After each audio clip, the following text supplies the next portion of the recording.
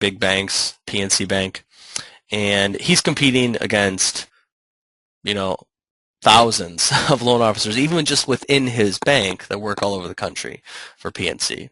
So what he came to us and said he wants to do is he wants to focus on large loans, which are known as jumbo loans. And he gave us a specific group of keyword phrases that he wanted to get found under. So what he said was, okay, this portfoliomortgages.com, that's his blog site. His name is Brad. This is Brad Trundle right here.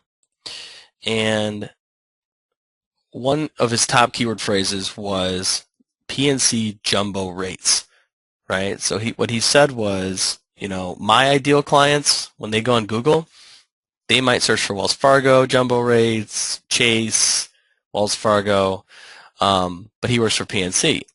So one of the keyword phrases that he wanted to be found under was PNC jumbo rates. We wrote articles geared specifically towards and using this keyword phrase, right?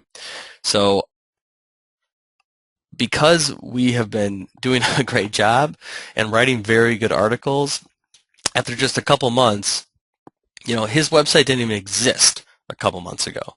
So he actually started this portfoliomortgages.com domain name at the same time when we started working with him. So just to kind of show you the power of what this can do for clients, when you search for PNC jumbo rates now, he not only shows up on the first page, he shows up number one slot, first page, and this was a few months ago in July when we started, which is when this was drafted. So it's pretty powerful. So users would, you know, search for PNC jumbo rates. They find his website ranked above even like the main mortgage company website, PNC. And when users click on this, they'll end up on his site. And there was actually a couple articles we wrote about this. They'll say, wow, okay, this is cool. And they read this article about the best jumbo lenders, finding the best jumbo mortgage rates. They'll say, wow, this Brad guy's pretty good. So Brad Trundle, PNC Bank. So here we have a different version of the author block using Brad's name and company. Best jumbo lenders, this keyword phrase. And he's gotten a number of leads now by folks who fill out this form, and he gets their business because they found him on Google right here. So that pretty much wraps things up. We got any questions? Tyler?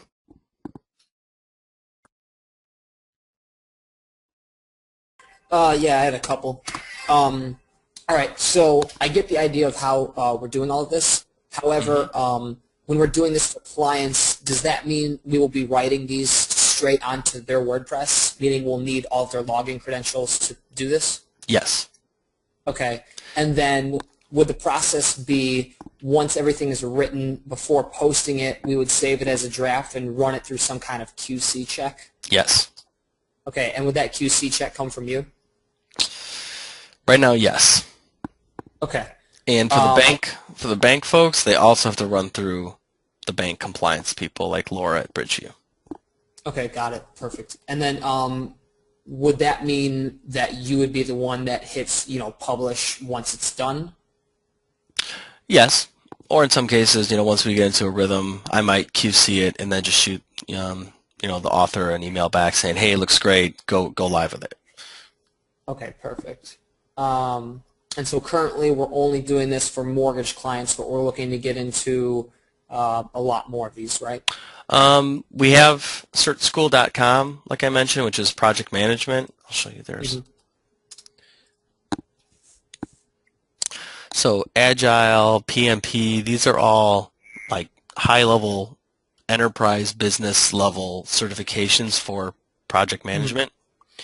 And they're actually one of the biggest at what they do. They have classes in Chicago, Los Angeles area, Pasadena, California, all over.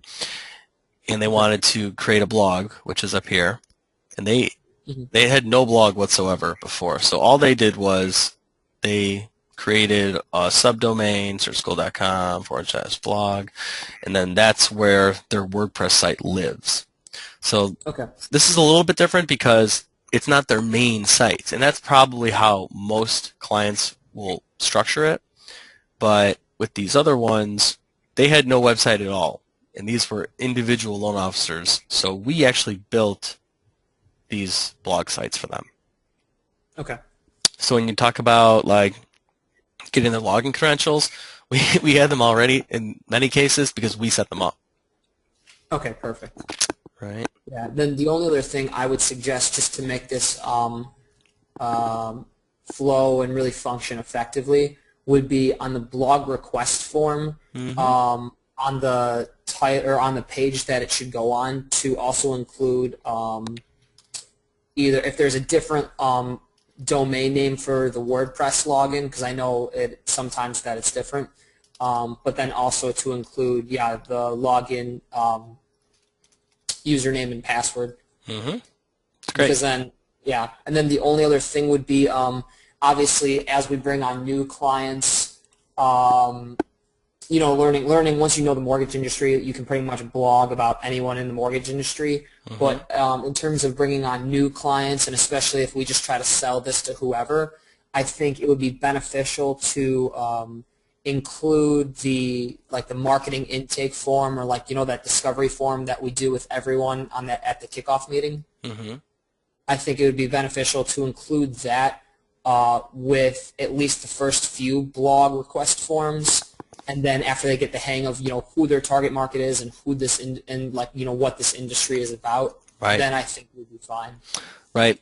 Well, and to that point, it's easy for me to write and coach on the mortgage industry because I was in the mortgage industry for 11 years, right? So there's nothing easier for me to write about. But I fully understand that with other team members, it's going to be a completely different story. And that's the main reason why we set up the blog request form to have what we call a sample article.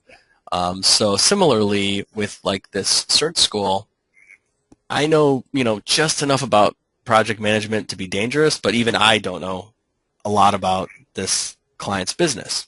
So what we walk through with them on the kickoff call is similar to what you're recommending, although it is probably better to have it in writing, like you said. But we go through some questions like, hey, tell us about your business, point us to some competitors' blog posts that you're trying to beat in their search ranking, and that's usually where we start. Exactly. And then on the first few, we actually, before they go live, we let them preview what we've written, and they say, oh yeah, no, that's great, or they might say, oh, that's really awesome, that's way better structure and optimization than what I was doing, but add A, B, and C somewhere in it to round it out. Exactly. Yeah, because what I was thinking was similar to how we do our social media posting is, obviously assign one person to a client, let them really get in rhythm with, who the client is, and then I think after a little bit, they would just crank them out like it's easy. Mm-hmm. Great. All right. Any other questions about like the nuts and bolts part or how to do any of the? No, I thought you did a great job of explaining that, and realistically, if I missed anything, I think I got it pretty well, at least in my own head, but if I did miss anything, I could just re-watch the recording and just, go to the specific part. But you explained it pretty well. I think it was pretty self-explanatory. Mm-hmm. Great. And yeah, I mean, there's no black and white rules on that type of optimization stuff. There's going to be a couple situations where like the plugin just doesn't seem like it's making perfect sense, and we can usually resolve those types of little questions when I'm doing the QC on it, like I'm doing with Andre right now. But it's pretty straightforward, and because there's no real right or wrong, if there's something that ends up slightly off, it'll still rank pretty high. It just won't be perfect. So that's pretty good. But yeah, I mean, this is I think one of the most powerful ways that a business of any size, even particularly smaller businesses, can take a product that's pretty inexpensive and get major exposure. Yeah. All right. Any other questions right now? No, I don't think so. If I